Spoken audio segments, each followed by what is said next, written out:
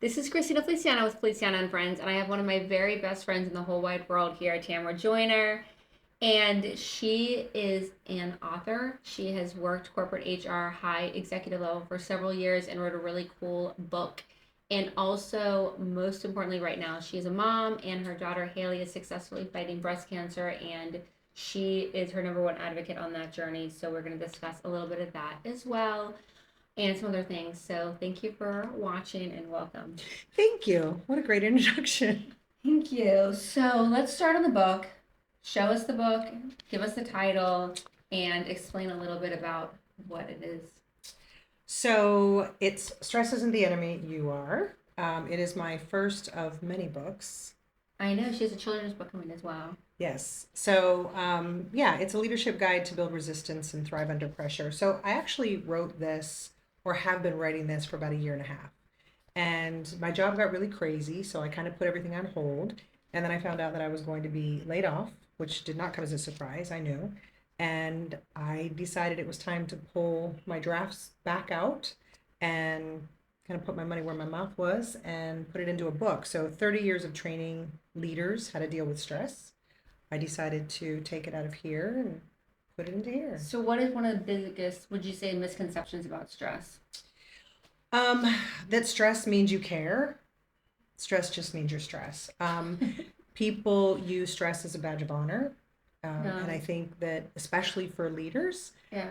if their team members are working on the weekend, if they're working in the evenings, if they work during their vacations, leaders think that's, it's a badge of honor, and it's really not. At all. It's not. And it leads to some really bad behaviors and disengagements, and it's not healthy. So, what's the antidote? What's the solution to that? Teaching managers how to distinguish the difference between acute and chronic stress, I think, is probably the basis of my book. Acute stress is healthy stress, so that's that Give an example, please, of acute stress. Yeah, so short-lived. So think, you're driving down the road and there's a near miss and an accident, and you know that adrenaline pump, and you're like, but it goes away, right? You manage it. You're asked to do a big presentation, so you're standing off stage and you're anxious and your stomach is turning and you're super nervous and you're stressed, and you get out on stage and all of a sudden you're fine. So that's acute stress. And when harnessed, that can be really productive if leaders know what to do with it, versus chronic stress, which is that kind of long haul. It's a toxic relationship. It's a hostile work environment. It's caregiving. Caregiving actually falls under chronic stress, which is what I'm doing too. So the book is primarily about knowing the difference. So examples are chronic stress, toxic relationship, caregiving, hostile work environment, financial troubles, okay, healthcare issues, your own health issues. So the things that just grate on you over time that you can't solve or that don't go away, and after a long period of time, it starts to impact your health. Okay, and then so what would you do then with chronic stress, or what are solutions to help deal with chronic stress? So depending on where the chronic stress comes from, so whether it's leadership and then just kind of flipping over to personal, so like I mentioned caregiving, so I would fall into the category of having chronic stress. Yes. In a work environment, what I would do with chronic stress, if I saw it in my team, one of the things that I think leaders don't do, and I talk about it a lot in the book, is talk about stress. Because we don't talk about it. We assign projects. I talk about it with you. You do. You sure do. But like in an environment, like you sit into a room, one of the things in the book that I recommend that people do get it off your chest is talk about stress. Oh, and leaders, thank you for being my friend. Thank God. But what leaders don't do is they don't. That's why I'm so happy, because I don't keep it all inside. They just let it out. I try to dump on you. But if you were an employee and your manager doesn't talk about stress, you wouldn't have a safe space to do that. Yeah. So you might be internalizing it, which means your productivity drops, your absenteeism goes up, it becomes destructive. So to let it out. You're in the healthcare profession. Leaders, they don't talk about it with their teams, and their teams are like, oh, if I say I'm stressed, I won't get projects. My manager won't like me. But I think one of the best techniques as a leader is to walk into a room, if you're in a meeting with your 5 employees or 10 or whatever it is, and say, tell me today, Joe, what's the one thing you're stressed of? What's the number one stressor you have today? Before we start the meeting, what's the one thing? Cindy, what is the number one stress that you're dealing with today? You talk about it, you resolve the stress, and then you move on to the topic of and we don't do that. We don't do that in business. She's like, where do I begin? Well, but if you talk about it, you really reduce the stigma of it, and then you can figure out how to solve it. I'm imagining like having Izzy start and just walking away. What's the She next one had thing you're a stressed laundry about list of today? complaints And she about goes, me. well. So I took some notes yesterday, which would actually be really healthy if you had that many things you were stressed about, if you talked about it, if you were bottling them all up. She should tell you about them. But as it goes into your personal life, obviously there's different techniques. So I think for Yeah. in my case, like as a caregiver to my daughter, humor is one of the techniques. Yes, Like we laugh a lot. Or, humor is a great stress reliever. Now I will say, yeah. Hailee, my daughter, Yes. her her dealing with her chronic stress of being the one with the Yeah. medical issue is very different than mine. Hers is very dark humor. I know because I remember So dark. I told Izzy that like Hailee and I were making some dark jokes and you were getting really upset. It's and not we were, my kind and of we were laughing so humor, hard, yeah. and you were like, "Stop it, guys! Stop it!" I hate to hear it. That is not Yeah. something you guys even should joke about. That's how she copes. That's how I am That's too. how you, but I'm so as maybe it's because I'm the mother. I don't want to hear my daughter joke about dying. Yeah. But she goes to that dark place she was talking about. She said, I have a list of what to say when people ask me why I'm bald. I'm like, okay. She's like, well, she gets out her phone. She said, aerodynamics. I'm like, okay. And she's like, budget cuts. I'm like, this is ridiculous. And then she kept going and it was getting darker and darker. And I'm like, okay, stop. So yeah, I can't do dark humor when it comes to my daughter. No, maybe I get it. about other things I could because I think dark is funny. But yeah, so humor. She made me laugh because you had said something about like that you guys had gotten some results back and you were like, I really could breathe, and she was like, so what I'm hearing is right until yesterday you didn't think I was. You didn't think I was going to survive. Yeah, exactly. So yeah, we were waiting on the Yeah, MRI exactly. results to see if the cancer had spread. She's like, isn't that what you heard? I'm like, kinda. You're like, stop it. And I said up to that point I was pretty Yeah. sure my daughter was going to die. She's like, you never said that to me. Well, no. Yeah. No. It's frightening. Oh. But it didn't spread. So Yes. there's that. No, thank you, Jesus. 100%. Yes. Yeah. Oh my gosh. I know, but even like when I came that other, or I guess it was a while ago, I was just like, like I'm just like, all I have is coffee for your chemo. Like, What do you do? Yeah. Yeah. Everybody copes yeah, differently. thank you. Well, and then you guys had presents for me that were like way more than I had for y'all. I'm like, well, that was an old birthday gift that Okay. sat for like 6 months. okay. I was didn't see like, well, me. this seems a No. little. You guys had inspirational cards. For you. When you found out That's you how had sick they cancer. think I am. Like, She needs these more than we do. yeah, no, exactly. She needs this more than us, Hailee. No, that was a gift that we had before we knew that she had cancer. Okay. That's so funny. Is that what you were That's thinking? how I felt a little bit. You were like, Like card, a you had card like deck of you had both. you had a deck of Bible cards with inspirational and encouragement statements, and then it was like a wrist that was like, stay sober. Like And she Hailee needs all has- this. Yeah, aggressive cancer just been diagnosed, and they're like, this is for you. You matter. It's karma. See, we give that karma. Yeah. No, it was super nice. I just had coffee. It was just that was an old gift that had just been sitting there Okay. because I hadn't seen you. It just- That's all that was. But no, And it was like, here's iced coffee. that is what a lot of people have said. Yeah. Like they don't know how to treat her. They don't know how to act. And I'm like, Yeah. guys, you don't treat her any different. You just That don't. I know, but it's still just hard. Like Yeah. The worst thing you can Yeah. do for someone with cancer is say, if you need anything, let me know. yeah. Why? Why are you putting the burden on that person to now tell Yeah. you what they need? I know that's not the worst thing. The worst thing you can do, and I hope this doesn't offend anybody. Oh, because I said it. No, you might have to edit this out if it's offensive. No, seriously. When she first got the diagnosis, we knew nothing Yeah. about triple negative breast cancer. Yeah. Now we know a lot more, right? Yeah. But we're learning about it because she's the one that has it. But for our friends and some family, they're not going out and hearing the same things from the doctors. They're not sitting with the oncologist. Yeah. But what they are doing, Just Googling it. no, they're Oh. sending, and I know it comes from a really, really good place. Yeah. That's the hard part. but they're sending like articles and, well, make sure you tell her to do this and don't do that and do this and don't do chemo. That's worse than the cancer. That's going to kill her. And oh, by the way, did you hear that in Australia they're using honeybee venom and it's curing triple negative Let me breast see where cancer? Hailee last. It is I a know, I thing, haven't but it's done not that. gone to human trials. But people are sending it like that's the end all be all. So it was becoming overwhelming, and the people sending things aren't reading what they're sending, and it doesn't apply to triple negative. Like everybody, if I had a dime every time somebody said ivermectin, I would probably be rich Oh. right now. Everybody's like ivermectin. Well, if you looked it up, you would see that ivermectin is not effective for triple negative. It's a different cancer. It doesn't work on triple negative breast cancer. It's non-responsive. But people don't know that, so they're like, ivermectin, do this. Make sure she eats a lot of protein. Make sure she drinks a lot. Like, Now I feel good because all I write Hailee, which I reach out maybe. you I'm have to looking at check. sure. I don't. That's Doesn't what I sound say. like me. No, a lot of it is really good I'm advice, blown but away that's by your just strength and humor and grace. I love you. I admire you. I'm that's always like, perfect. I love you. Perfect. Yeah, It's people hope to who are see you not in the soon. medical profession. Yeah, like I don't like. you are Yeah. sending advice on what she I should think do. of you. Yeah, I'm just like I love you. No. I admire you. But we'll Pray take for you. science for 500, Alex. We'll stick with the oncologist. Yeah, hope to see you soon. Like that's just. Yeah. Can 'Cause I just- bring you some coffee? Yeah.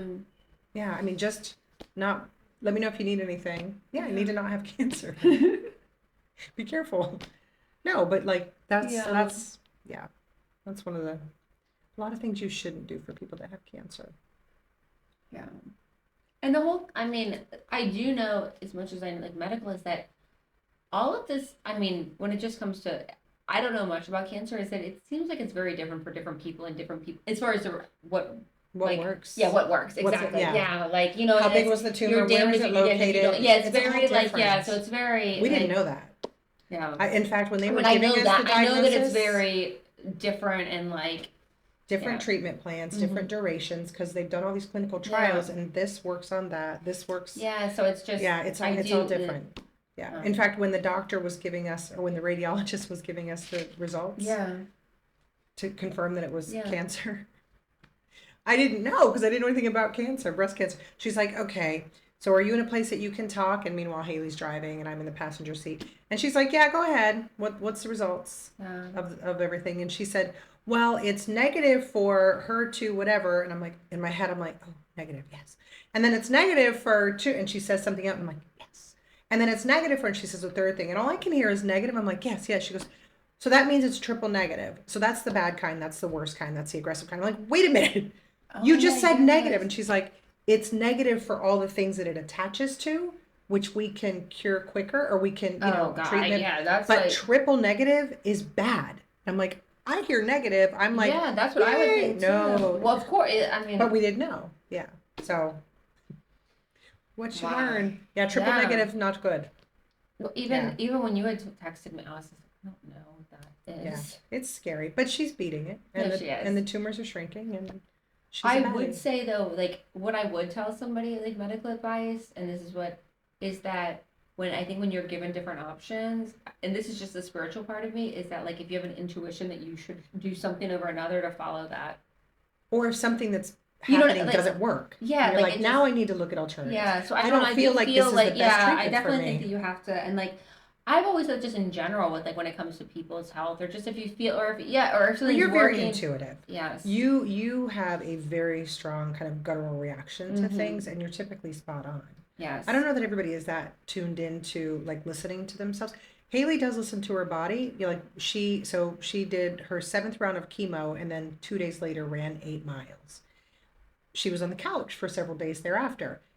Her goal was to run an extra mile a month. So in September it was going to be 9 Yes. miles, October 10 miles. Mhm. But after she did August and the way that her body reacted, she said, "I'm going to listen to my body. Which is smart. I'm going to stop that goal. 8 Mm-hmm. miles was the max because I didn't recover well. So now I'll just set different goals." So listening to her body that's and not really- pushing yeah. it. And that's hard for her because she's so goal driven. So know. she's like, I'm not going to do 9 miles in September. I'm going to cap it at maybe a 5K, maybe 6 miles at the most. Okay, great. Listen to your body. So that's good. She's Oh, smart. I love her. She's pretty cool. She is. So with this going on, like what? So I feel so sad for her, but I know it's Feel good. sad. Yeah, I know. She's okay. So what are ways? You said a little bit, but what are ways that the community or people can help Hailee? So, and I'm gonna say this without getting emotional, um, if I can. So she had the original scan on a Tuesday. Mm-hmm. We didn't have insurance for her. The doctor said, I'm pretty sure, I'm 85% sure it's cancer. And I immediately went into mom mode. Yeah. Like stress, own it. I can't change it. How do I harness it? And how do I turn this into some productivity that's positive? So I immediately set up a GoFundMe. And I Yes. thought, at a very minimum, they said if it's not cancer, she's got this big mass we still have to remove, so surgery. And I'm still thinking, all right, let's just say it's because I was like, she doesn't have cancer. She's 32 and she's healthy. So let's just say it's a cyst. She's going to have to get it removed. It's going to be a couple $100,000 probably. Let me set up a GoFundMe. 3 days later, we get the diagnosis. She's got triple negative breast cancer. We still don't have insurance, but I'd already started the GoFundMe the day before. Yes. The community, my friends, people from high school that I haven't seen in 40-ish years ago, um, strangers, people that just saw the story have donated. We ended up getting her insurance. Um, a very dear friend of mine talked to Marketplace, even though we had missed the deadline, and got her exception approved by the grace of God. Oh, If that thank you, wouldn't have Jesus. happened, Yeah, that's. if that wouldn't have Thank you, happened, Jesus. I would already be bankrupt. We would already have lost everything Yeah. because we're already over $400,000 in. Wow. So, if it weren't for everything aligning, her moving home, I was telling I was telling Izzy that. it's so bizarre, y'all. It's so Yes. bizarre. She was living in California, Yeah. had no intentions of moving home, loved Southern California, Yeah. and it just happened. I got laid off. Yeah. I was just getting ready to finish my book around April, and I was still like in the final drafts of it, and I decided to start my own consulting business, my HR Yes. consulting business. And just out of the blue, Hailee said, I feel like I want to come home and do this business with you. So she's a personal trainer, as you know, she's a Yeah. certified nutritionist, and she's like, I want you to help me get those businesses off the Yeah. ground, and maybe I can help you get your business, your consulting off the ground, and we can collaborate, and I'll just Yeah. move home for maybe a year. So she moved home at the end of April, beginning of May. My book released on May 2nd. She found the lump on June 4th. Yeah. Wow. Had she not been home, I don't know what we would have done. So then there's that happened, totally aligned. And then not having insurance and then that getting totally aligned. Getting insurance, she can't work. She has no income. Yeah. The GoFundMe is paying for her premiums. Her insurance premiums are almost Yeah. $1,000 a month. Um, So the GoFundMe, the community, yeah, to help with the good fun. We'll put that up for sure. when I'm telling you, when people, I'm in awe. And I've personally responded. So if anybody listening or watching Yeah. donated and got a thank you, it's from me personally. I look at every single donation, Yeah. whether I know them or not. I had one perfect stranger send $3,200. And I sent him a note back and I said, because I saw his name, Mm-hmm. and I said, I'm so sorry. I apologize if I don't remember you or if I know you and I just Yes. Yeah. like I just don't recognize your name, and I apologize profusely if I know Yeah. you, but I see that you just donated $3,200. And he responded and he said, you don't know me, we've never met, we live in South Florida, my wife and I saw her story and we just wanted to help. I hope that she's in remission soon. It makes me cry. I mean, perfect stranger. Yeah. So we have raised about $53,000 through GoFundMe. My daughter doesn't have an income. She's used to making six figures. We don't have that Yeah. coming in. I don't know how I'm not working. I have my consulting business. Yeah. It's just truly through the grace of God that these things have happened. So yeah, the community has rallied. Not only the money, people have sent care packages, Yeah. blankets, socks. People have said, I had a friend of mine, Ira, who I haven't seen in years, and he said, what can I do besides money? What can I, like, care package wise? I said, DoorDash. For when we don't feel like cooking or she's Yeah. not feeling good, and I just need to sit with her. He sent us $100 gift card to DoorDash. Mm. So that when she's feeling like, Mom, I just need a sweet treat of some sort. Yeah. And I'm like, yeah, my other friends, Steve and Melissa Kealoha from Ohio, I went to high school with these people. They have taken pictures in their garden. She has this beautiful garden. She's a cook. She's an amazing human. And they make handmade cards. She's already sent two. A friend that I haven't seen since I was pregnant with Cyrus, who's 29. We randomly got this box in the mail. No, anything. It's a wearable blanket. And I put on Instagram, I said, whoever sent this, can you identify yourself? And then I get a message and she's like, it was me. I'm like, Anita, I have not seen this girl in 30 years. Mm-hmm. I mean, it's just amazing. It's just amazing. Oh, it touches my heart. There's good humans. It's just amazing. Yeah. Mm-hmm.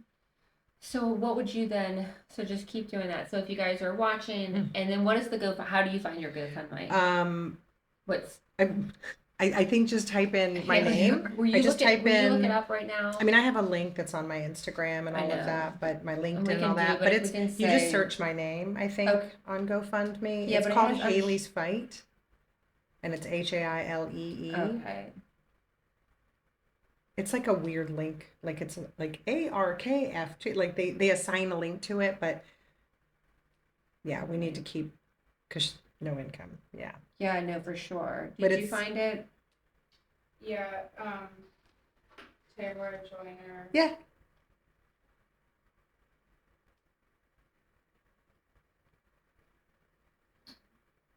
It's called Help Hailee Fight Aggressive Breast Cancer. Mm-hmm. And it looks like that. Okay, perfect. Good. And I also, I put updates on here because every time that we come out of chemo or something happens, and that's really cool. And that's really helpful too. Because I feel like I try to look at that, and then I ask you as well, but not to always. Well, and everybody. And then also, I'm doing it right now. I haven't done it as much as I'd like to. But it's easier for me to put all of the updates on GoFundMe so that everybody gets it, and that way when we see people here or there, and they don't have to go like, what's the latest? They're like, I read your update. So many people are reading it, and that's so helpful. Yeah, I just share it. And also to share too. If you're perfect. Yeah, share it. Yeah, I just share it. And you don't have to donate to watch the updates. Like people sending prayers. Oh, look. The sober badass. That I gave her the day she came over. The day that she came over, or I got over, Yeah. So yeah, the prayers, he's listening, he's healing her. So 100%. I've gotten prayers from probably one of the most touching was I don't know if I told you that, but my mom, like at our home church, and she's on the there's Hail so list, many and my churches. mom, even yesterday, like she's like, but I always am like, hey, make sure. My mom's like, she's on my prayer list. People are like, she's in our prayer list, yeah. but probably one of the most touching was my friend Chris that I used to work with at Native Sun. He sent me a message through Facebook. And he said, I just wanted to let you know that every single day I will say a prayer for her on my rosary. Mm. This is the part that kills me. I'm going to keep it together. Hold on. And he said in this message, it's so beautiful. He said, he has 3 sons, beautiful, beautiful little blonde head boys with his wife, Melissa. He said, my boys will say her name in their prayers before dinner every night until you inevitably call me and tell me she beat it. Mm. So that's crazy. So yeah, that's awesome. Yeah. It's working. It is, and there's I want to make sure I say it, but there's power of life and death in the tongue. And I thought of that, like, actually there's scripture, you can look it up, but there's the power of life or death. And just like when you first got diagnosed, or she got diagnosed, I was just thinking that there's something really remarkable about mothers. And I thought about you. I also have a good friend, Nicole Mullins. She's also on social media, and she's been helping for her daughter had a really bad car accident. She was with not car accident, RV. There was a drunk driver, a father, from a friend, and she ended up going underwater. They left. It's a really horrific. He has charges pressed against him, and they put out her brain dead. And she's just been like, from like the night it happened, like, my daughter will walk again, we'll talk, like, will all of these things. And Michaela is now at home, and Michaela has a long recovery, but is like sitting in a wheelchair, hearing, that's amazing. Understands, that is amazing. Yeah, and it makes me just think about how you were just like immediately like, she's gonna beat it, and Nicole was just like, no, and like it was just option. There was no like, pray that she survived, pray that she, it was like, no, it was like Nicole, and this now she's always just saying the name of Jesus, Michaela will walk, and Michaela will be healed, and you're just like, Hailee will beat it, and there is something, about just like the power of a praying mother, and it's real, and then just speaking life, and I believe in like the name of Jesus that both Michaela will walk and talk Hailee will again, and be. then Hailee will be cleared of cancer. I hope so. I know so. Yeah. What people don't know, and I don't know if I should share it or not. We can always cut it if you share it and want to. I just it's gonna be super vulnerable, and I am gonna not cry. And I will. No. So Hailee hasn't seen me cry. I've in front of her, except for the day we were in the doctor's office, and then I got it together because the doctor was like, "Get it together." I was like, "Whoop." I did that day. That was before we even knew for sure. But for the first 3 weeks, um, I would look my daughter in the face and I would say, "Hailee, you've got this." And I advocated, and I was on the phone with insurance and making doctor's appointments. Hailee never made a single appointment. I was making every appointment. I was getting all the information. I was doing all the research. I just never stopped. And I would go to my room at night and I would just lose it. Nobody knows that I would literally be on my knees over my bed, hands in my face so she couldn't hear me, thinking, she can't die. She can't die. Making deals with God, saying, "Look, just let me get her through this the next year, and then if you need to meet a quota, I'm right here. Take me." And I know that's not how God works, um, but you just feel helpless. How is my beautiful, strong 32-year-old daughter got cancer and I don't? Like, give it to me. Like, heal her, give it to me. Like, I'm done. I'll check out. Like, they'll be fine. 3 weeks not knowing, has it spread? Can we get in, that, like, are we going to get chemo fast enough? Like, is it going to be responsive? If it gets under her chest, well, they said she's in trouble. If it gets into her blood, she's in trouble. It was already 3.4 centimeters and growing fast. And I honestly thought I was going to lose my daughter. And I would literally I didn't know what to do. Like, you don't know what to do with that fear. You don't know what to do. And all I did for 3 weeks privately was sob uncontrollably into a pillow and just talk to God for hours, for hours, for hours. And the day the doctor said to us, "It's not her blood. It didn't go into her chest wall. We're going to get this thing." That was it. I was like, all right, no more tears. Yeah. We're fighting. She's got this. Now we know what to expect. And we're 9 chemos in. She had her 9th round yesterday. So, people don't know, like. I know, and I feel like I wish I'd been a better friend to you. No, but that was how I coped. So the whole thing about like stress is like you have to, not to go back to the book, but they are connected, but that's how I cope, is I cope alone. I there's no way that I could have called a friend and spoken the words into the universe and said, "I'm afraid my daughter's gonna die." I could have not put that in the universe. I wouldn't say the words out loud except to him. But I thought that. I thought that for 3 weeks. I thought, shit, my daughter's gonna die. But I would never speak those words to a human. It's not gonna happen. But now I don't have to. I can say she's not going to. I can, but yeah, I was on my hands and knees for 3 weeks, just heal her. Take me, heal her.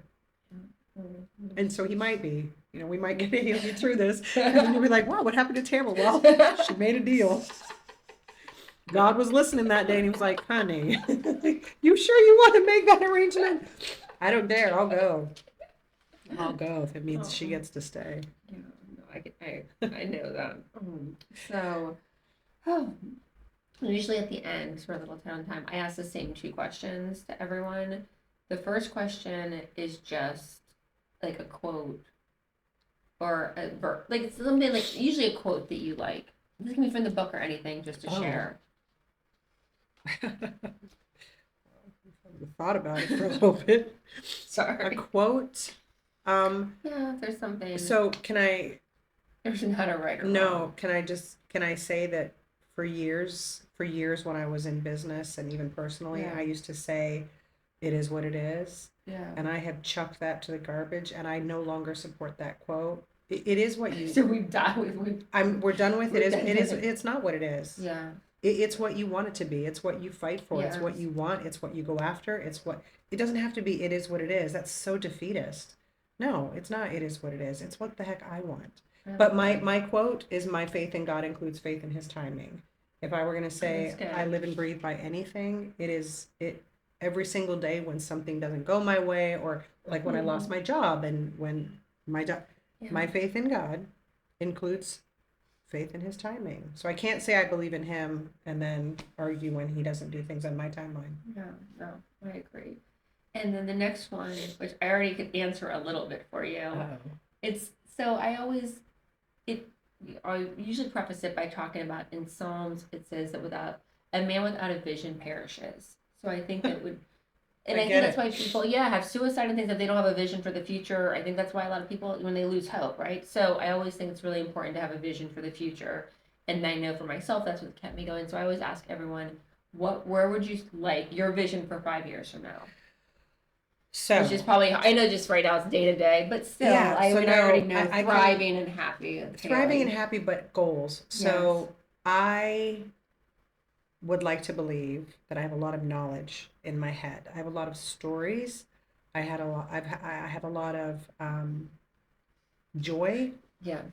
that I want to share. I don't think there's enough of that. So my vision of the future is that I will continue writing leadership books. I'm gonna do my 12 book series of The children. my children's Yeah. book. I've got one book Yeah. done. It's The Barking Watcher. And it's about my dog, Daisy, Yeah. who was the love of my life, who passed away in March of 24. And I went, whoo, for a long I time, remember. but I came out of it. Yeah. But I was like, how can I best honor my dog? And so I wrote a really good children's book Yeah, I about know. her as the star character. It's super cute. It's so good that if I want to get It's really cool. I wanna He looks get- out the window it and is so has like other cute. like yeah. this is just my I'm Yes, working and on then it. it's really cool. I need an artist. I'm looking for an illustrator. Yeah. Because That's an illustrator. I don't want to do AI, and I just did this as an example. Oh, I need an Yeah, illustrator. my He dad. does illustrated children's books. He just did one.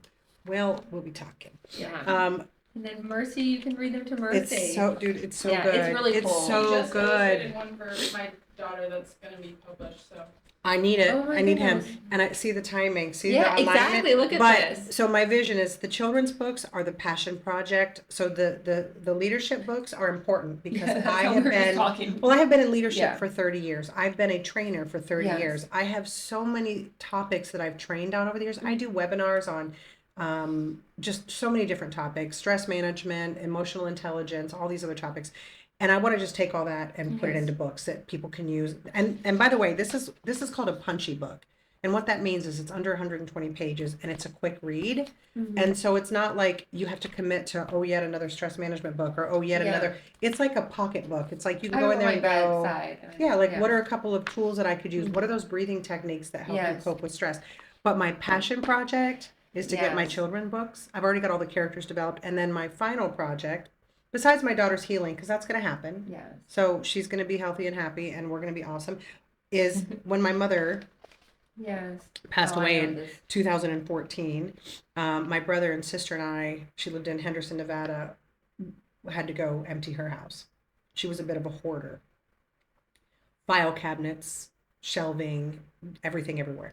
And as we were trying to go through things to like, what are we getting rid of? What are the liquidators going to take? I would find legal notepads that were blank on the front, and I'd be like, "Oh, you guys, these are just a bunch of and then a little piece of paper would fall out, and I'm like, so all of a sudden we realized my mother had hidden writings throughout her 4-bedroom house, in boxes, in books, in file cabinets, in between cushions, all over the house. She also had a storage unit. So I collected as much as we could before the liquidators got there, probably a stack this deep of writings, and they are horribly sad, terribly depressing. My mother was horribly depressed. We knew that she was a little depressed. We had no idea. The depth of, I wish I knew. It's one of the greatest regrets of my life is that I wasn't a better daughter. And it took me a year to be able to read through them because I was so heartbroken that she died. with that kind of sadness. And she had lung cancer, stage 1. She coded on the table, and she didn't want to be here. She was done. She could have survived it. She didn't. She chose to go. So my other passion project, I've started it. It's a very hard thing for me to do. Is I'm writing my mother's memoir to talk about mental health. Yeah. So I have a lot of things that I want to do, and I have a lot of things I want to share with people.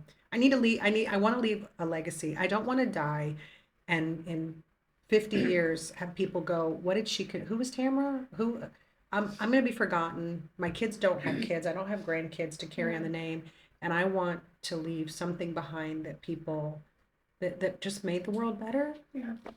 Oh, I'm so happy. I'm really blessed that you're one of my best friends.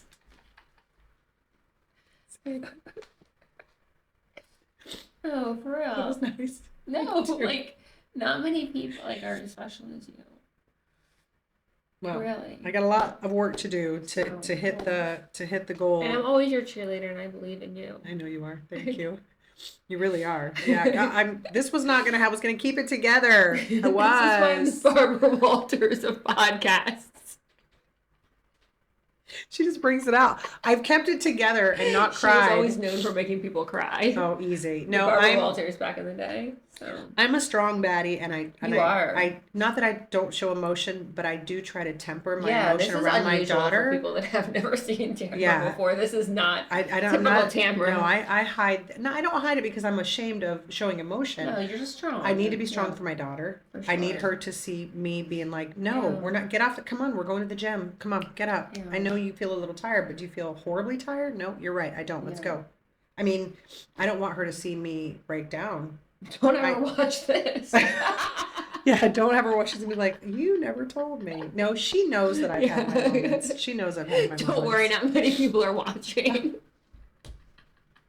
They will now. Right. They had some girl on there bawling her eyes out. Who was that? No. So, all right. Well, thank you for coming on, and please donate and support. All right. Thanks for watching. Buy the book. Buy the book too.